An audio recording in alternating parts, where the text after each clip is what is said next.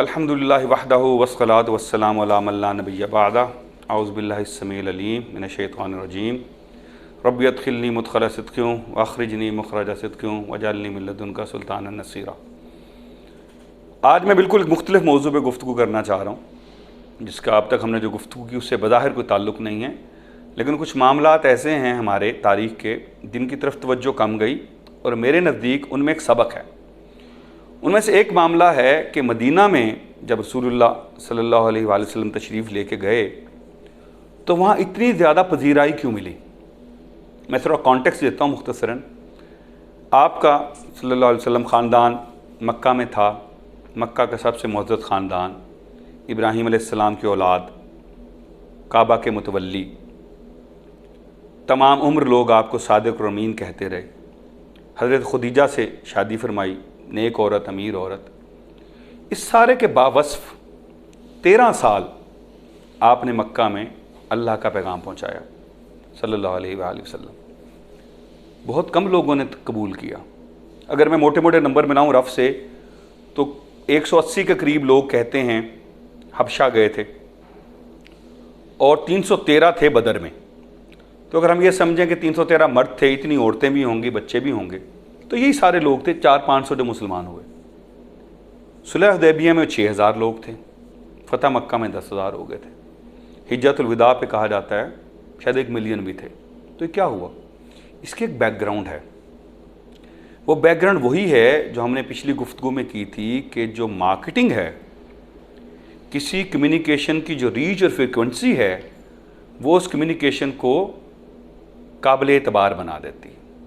اس کا کانٹیکس یہ ہے، آج ہم مختصراً بات کریں گے، پھر اس پہ تسلی سے کسی اور دن بات کریں گے۔ مدینہ میں یہودیوں کے قبائل رہتے تھے۔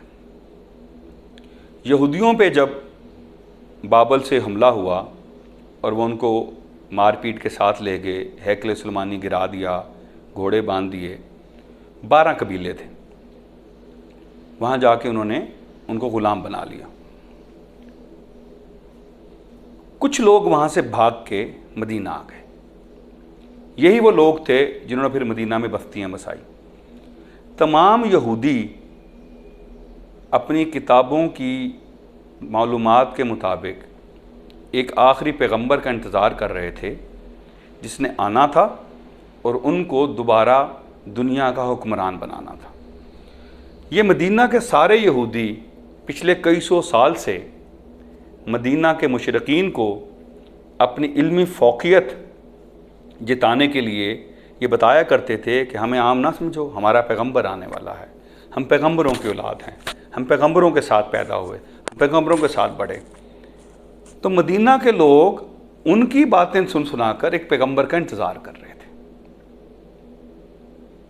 اس لیے جب ان کو پتہ لگا کہ مکہ میں کوئی پیغمبر آیا تو وہ چل کے گئے۔ اس میں کوئی ڈائمنشن بھی ہے۔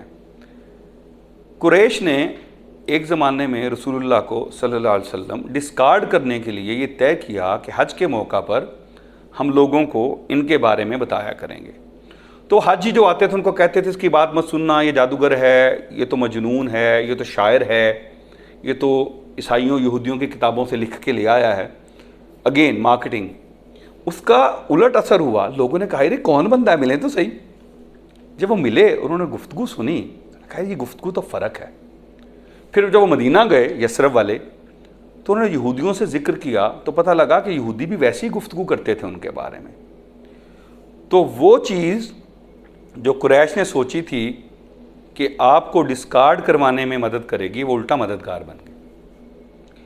اب یہاں دوسری انسانی نفسیات آ گئیں جو یہودیوں کی تھی، جس سے ہمیں بچنا چاہیے۔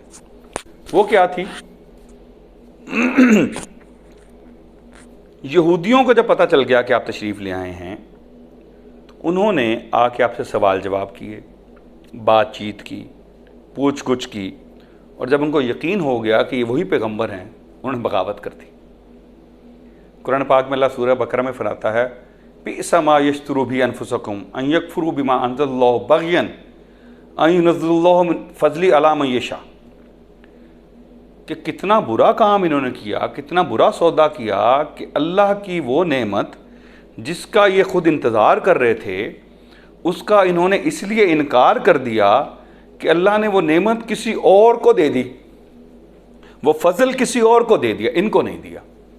ان کا خیال تھا کہ وہ پیغمبر بنو اسحاق میں آئے گا، بنو اسرائیل میں آئے گا، پیغمبر بنو اسماعیل میں آ گیا۔ تو یہ جو تعصب ہے اس سے بچنا چاہیے۔ اس تعصب نے ان مدینہ کے یہودیوں سے یہ سنہری موقع چھین لیا کہ وہ اس اپنے مسیحا پیغمبر سے بھی مل لیتے اور دنیا میں حکمرانی کا خواب بھی پورا کر لیتے۔ اس پہ ایک خوبصورت سا مختصر سا واقعہ ایک تفسیر میں نے پڑھا کہ خیبر کی فتح کے بعد رسول اللہ کی ایک شادی ہوئی، ہماری جو والدہ تھیں، مجھے ان کا نام بھول گیا، انہوں نے بیان فرمایا کہ ان کے والد بہت بڑے عالم تھے۔ جب رسول اللہ تشریف لے آئے تو وہ آئے، ان کے والد اور چچا، اور رسول اللہ سے بات چیت کی ساری، واپس گئے تو انہوں نے ان کی گفتگو بیان کی ہے کہ والد نے چچا سے کہا ہاں بھی کیا خیال ہے؟ انہوں نے کہا یار یہ وہی ہیں۔ کہیں گے تمہیں یقین ہے؟ کہیں گے بالکل یقین ہے۔ فرمایا کیا کرنا ہے؟ کہیں گے مقابلہ کریں گے، بات تو نہیں مانیں گے، یہ تو زیادتی ہوگی ہمارے ساتھ۔ یہ میں گفتگو جوڑتا پھر وہاں ہوں جہاں آپ کہتے ہیں کہ اللہ نے کچھ کیا اور وہ زیادتی ہو گئی۔ نہیں، اللہ جو کرتا ہے وہ زیادتی نہیں ہوتی۔ وَعَسَىٰ أَن تُحِبُّوا شَيْئًا وَهُوَ شَرٌّ لَكُمْ وَعَسَىٰ أَن تُكْرِهُوا شَيْئًا وَهُوَ خَيْرٌ لَكُمْ۔ کبھی آپ کو چیز کوئی پسند ہوتی ہے، اس میں آپ کے لیے شر ہوتی ہے، اور کبھی کسی چیز سے آپ کراہت کرتے ہیں اور اس کے لیے آپ میں خیر ہوتی ہے۔ جب وہ کر دیتا ہے اور آپ اگر کہہ دیتے ہیں اِنَّ لِلَّهِ وَإِنَّا إِلَيْهِ راجعون، پھر وہ آپ کو خیر ہی دیتا ہے۔ تو یہ میرا ایک گفتگو کرنے کا مقصد یہ تھا کہ تاریخ میں کچھ واقعات کے انالیسز آپ اگر فرق طریقے سے کریں، اس میں سے آپ کو نہ صرف اخلاقی بلکہ دینی اور پولیٹیکل اینگلز بھی ملتے ہیں جو آپ کو ہیلپ کر سکتے ہیں آپ کی لائف ٹائم کے جو مقاصد ہیں ان کو امپروو کرنے کے لیے۔ اللہ ہمیں اپنی رضا میں خوش رہنے کی توفیق عطا فرمائے۔ وما علینا الا البلاغ المبین۔